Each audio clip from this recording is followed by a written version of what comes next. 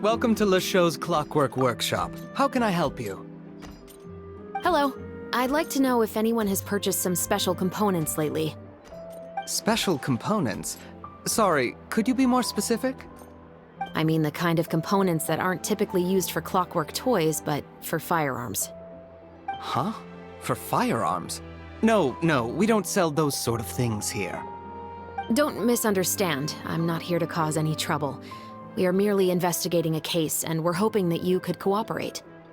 Well, to be completely honest, I'm not even sure what kind of components that would entail. Has anyone ever purchased components here as an individual rather than on behalf of an organization?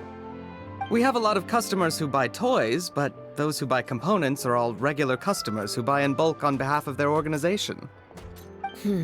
Is that so? I understand. Thank you for your cooperation. You're welcome. It's the least I can do. Oh, hey, Chevris.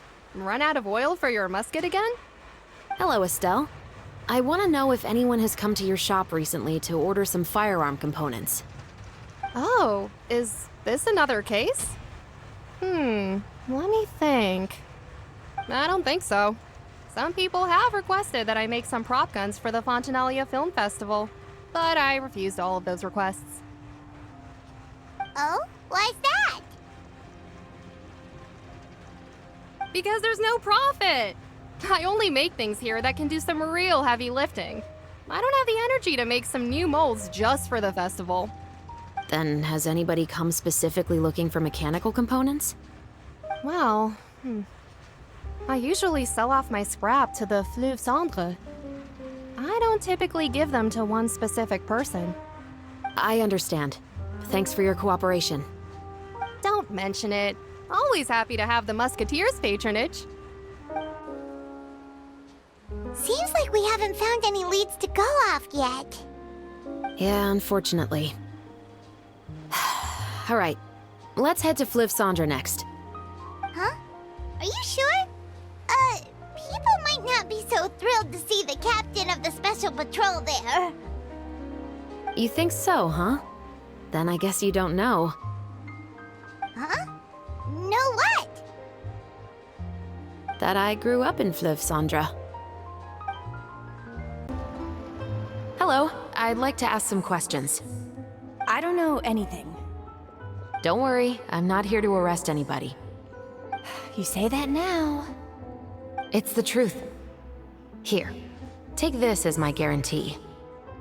Wait, did Paimon just see what she thinks she saw? Is the captain of the special patrol bribing a citizen? Seems you're different from the other guards. What do you want to know? Have you heard anything related to muskets in Fleuve Cendre lately? Anything at all? Muskets, huh? All I know is that about 2 weeks ago, we started hearing some loud noises at night. So loud that it's been waking me up. Were they gunshots? Possibly. It's hard to tell around here. Someone's house collapsing, a pipe exploding somewhere, it's all the same. But the noises I'm talking about definitely happened after I fell asleep. Do you know where the noises were coming from? I don't remember clearly. Is it that you don't remember, or that you need to think about it some more? You tell me. Then please, think about it some more. She's giving her even more Mora! The noises came from the end of the Southern Waterway. I came out and had a look for myself when I wasn't sleeping well, but I didn't dare get too close. That's all I know. All right, I'll take your word for it. Thanks for the Part.II.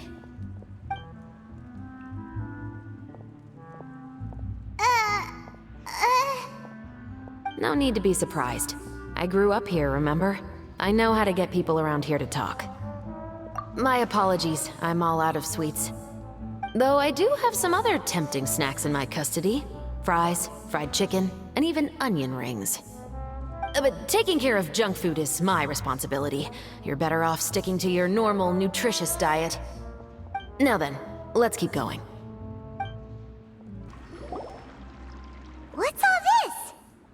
broken planks and barrels, as well as some liquor bottles? Yes, but have a closer look, Paimon.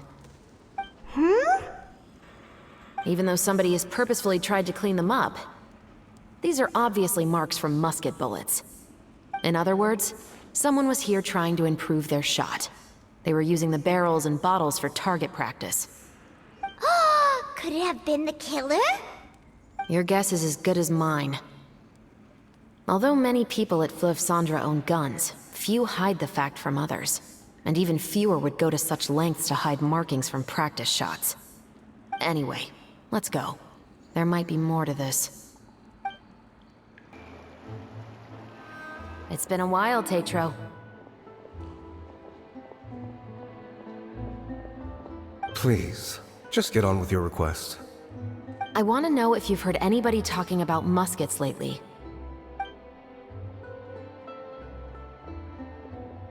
Information isn't free, you know. I've heard that bandits have been extremely active in the countryside recently, and they've been affecting the delivery of goods to Poisson. I can allocate some more manpower to help out with that problem. What do you say? You're still as helpful as ever. One of our men got drunk at dinner about a month ago and lost his gun. 3 days later, it turned up in the corner here. What's weird about that? He just forgot where he put it, right? This is Fleuve Cendres, my friend. Anything of value left in the tavern won't ever make it to the next day. But that gun turned out to be an exception. It didn't get any new wear and tear on it, and didn't even appear to have been fired. We were quite mystified as to what could have happened. I suspect it came back because the weapon was already known to the guards. You mean, a criminal was afraid the Marechaussee Phantom would use the shot marks to track them down? Maybe. But if that's the case, the culprit really took great care to avoid getting caught. I didn't say anything about a criminal. In Fleuve Cendres, knowing who was killed is as easy as knowing what clothes you're wearing today. It's the guy living in the east side, isn't it? I've never liked him. Every time he's here, he just orders a drink and sits there with a nasty look in his eyes. So, who was the one who lost the gun in the first place? Don't bother. Even if you ask, he wouldn't admit to owning a gun to some strangers. Not to mention the captain of the Special Security and Surveillance Patrol. He's right. I know you grew up here, Chevres. Even though you're on good terms with the Spina, you've still been gone too long. Not many people know you here now, and a lot of people don't like the Special Patrol. I know. So take my advice and don't show your face too much around here. It's for your own safety. I'll come and go as I please, and I'm afraid I'll be appearing more often due to my work. All right. Don't say I didn't warn you.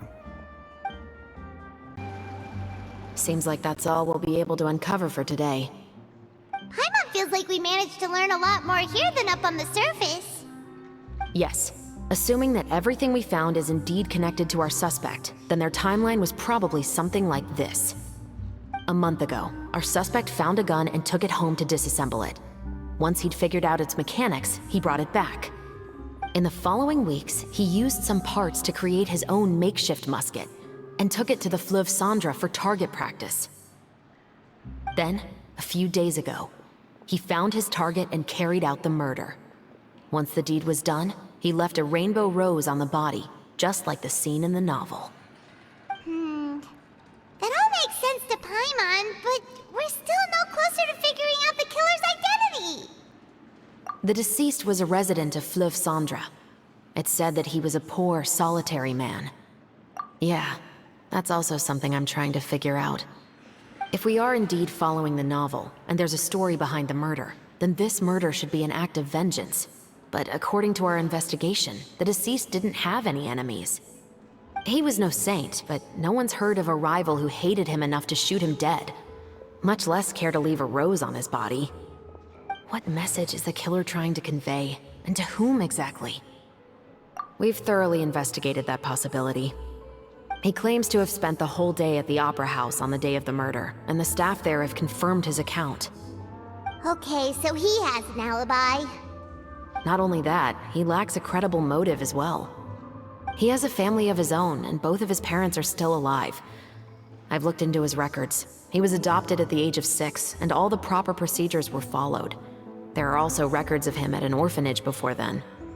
In the story, the mother of the 2 musketeers was murdered after the children turned 10. Of course, he could have changed the children's ages, but I don't want to assume anything without evidence. More importantly, I've also had a chat with him in person. He didn't seem like the kind of person who would pull the trigger to kill a man. Then, what should we do now? We have all this new information, but it doesn't help us move forward. Investigations take time. I didn't expect us to catch the culprit in just a single day. How about this? Let's spend the next few days filming with the crew. We can continue the investigation once we're done with the film. I'm sure that given time, new leads will present themselves. Wait, but weren't you saying Intel is like small, remote islands in the middle of the sea just a moment ago? Wouldn't you just miss them if you were to stop looking? Ah, but the book had more than one reference to the islands, Paimon. Oh?